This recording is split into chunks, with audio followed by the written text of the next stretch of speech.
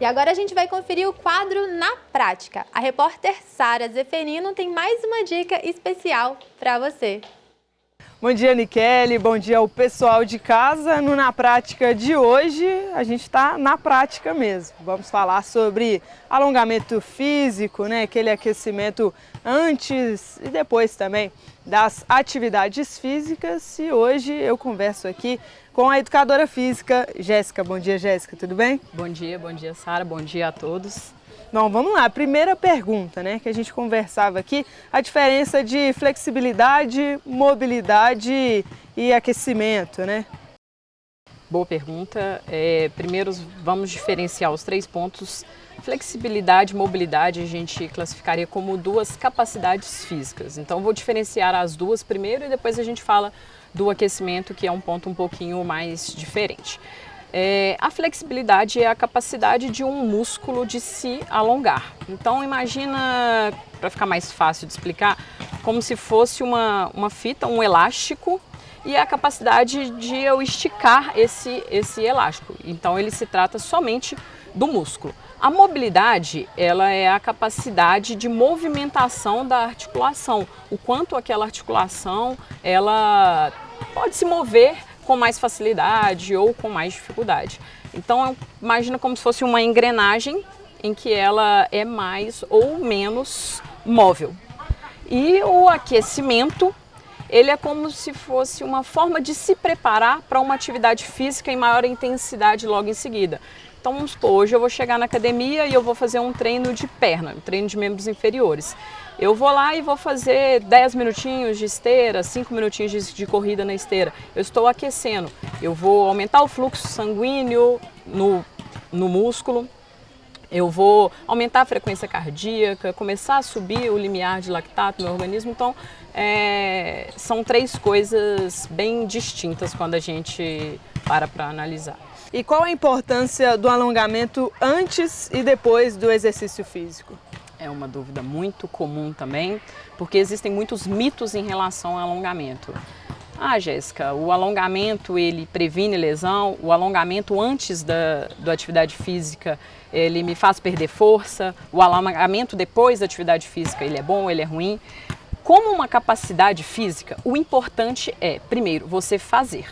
Então, assim como eu treino força para aumentar a minha capacidade de força, eu tenho que fazer alongamento para aumentar a minha flexibilidade. Então eu tenho que ter um treino de alongamento, eu tenho que fazer numa intensidade considerável para que eu veja a evolução, principalmente em pessoas que normalmente são mais encurtadas, normalmente homens são mais encurtados do que mulheres justamente pela força muscular.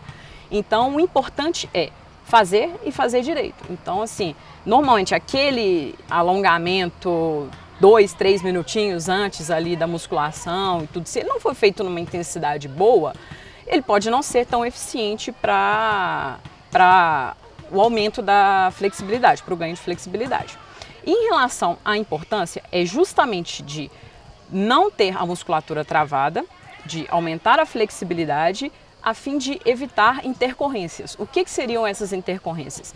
Redução na amplitude de movimentos e aí sim a gente entra no ponto de lesão. Jéssica, o alongamento ele previne lesão? Ou seja, eu vou fazer um alongamento aqui antes da musculação, ele vai me evitar de me lesionar ali na hora da musculação? Não. Você ter o músculo mais flexível, você ter uma flexibilidade melhor, pode evitar que você se lesione. Então, se eu tenho a musculatura da posterior da coxa mais flexível, eu estou fazendo uma corrida, eu estou praticando algum esporte, diminui a chance de eu me lesionar. Porém, se a musculatura está encurtada, eu tenho um aumento de chance de vir a ter um estiramento e etc. Então, essa é a importância. E tem uns alongamentos que às vezes a pessoa faz no genérico, né? Às vezes vai fortalecer só a inferior, mas está aqui alongando o braço, né, puxando.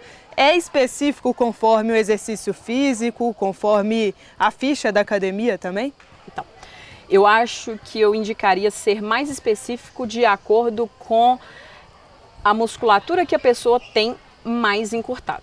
Então, por exemplo, eu tenho posterior eu tenho um encurtamento de posterior. Hoje você consegue, um fisioterapeuta, um profissional de educação física, você tem testes, você facilmente identifica qual musculatura a pessoa tem encurtamento. E aí eu vou focar em alongar aquelas que eu tenho maior encurtamento. O que você está falando que normalmente acontece é o quê? Tem os desenhozinhos lá na plaquinha da academia.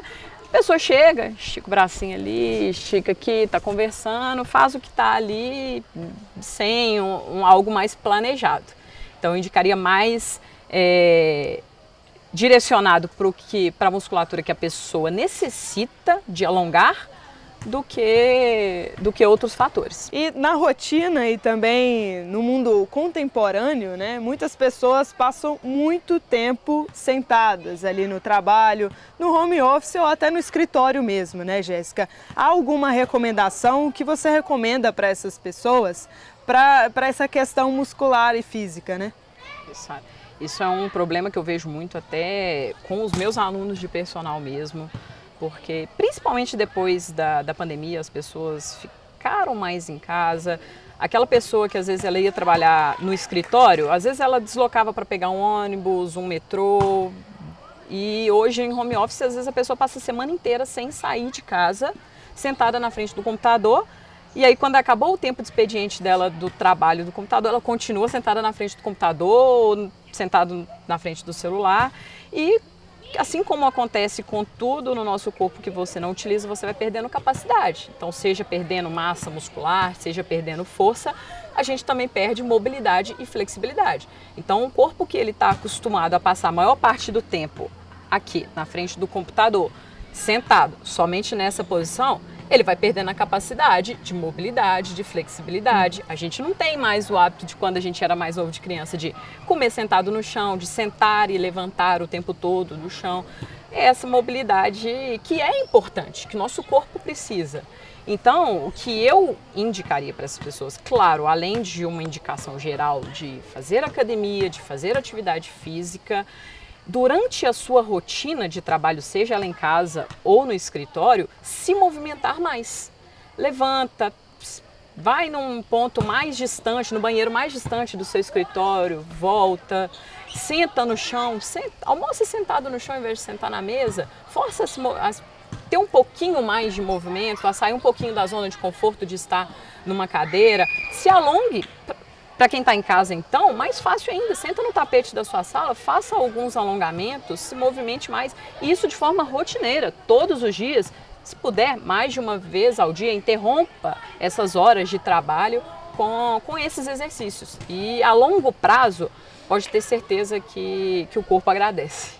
E tem muita gente também que relata dor muscular, às vezes por ficar muito tempo sentado ou dorme numa posição não muito adequada, né? O alongamento também ajuda, esse aspecto da flexibilidade, mobilidade também pode auxiliar o indivíduo? Sem dúvidas. Eu estou recebendo muitos alunos vindos de fisioterapeutas, tanto com indicação de treinar alongamento em uma intensidade mais elevada, quanto fortalecimento. Então, por encurtamento muscular e fraqueza muscular, principalmente de glúteo, lombar, musculatura das costas. Então, tanto o alongamento e a mobilidade, que a gente diferenciou bem aqui no início, né? Quanto o fortalecimento muscular na academia, no estúdio, seja onde você está habituado a treinar, o fortalecimento ele é tão importante quanto o alongamento e a mobilidade. A Jéssica agora vai falar um pouquinho sobre a diferença entre os tipos de alongamento, passivo, ativo, dinâmico e estático. E para isso, vou chamar o cobaia da vez aqui, que vai ser o aluno. Nosso modelo. Por uns momentos aqui da Jéssica, o Caio vai ser o nosso exemplo aqui e a Jéssica vai explicando para a gente como funciona, né, Jéssica, esses tipos de alongamento. A gente colocou como 4, vamos separar ele em 2 grupos porque são basicamente a mesma coisa. O alongamento passivo é o mesmo que o estático e o ativo é o mesmo que o dinâmico. Caio, nosso modelo encurtado aqui hoje, eu vou te pedir para sentar, aí a gente vai dar um exemplo aqui de uma musculatura que é muito, muito comum, encurtamento, principalmente em homens, são isquiotibiais, posterior de coxa. Então, Caio, eu vou te pedir para permanecer com a perna esticada. Então, a gente vai começar o Passivo ou estático, ele é basicamente o alongamento em que eu permaneço, eu não tenho movimento articular, eu permaneço forçando a musculatura até a amplitude máxima que eu conseguir. Um ponto importante é como que eu vou mensurar a intensidade de um alongamento? Percepção de dor.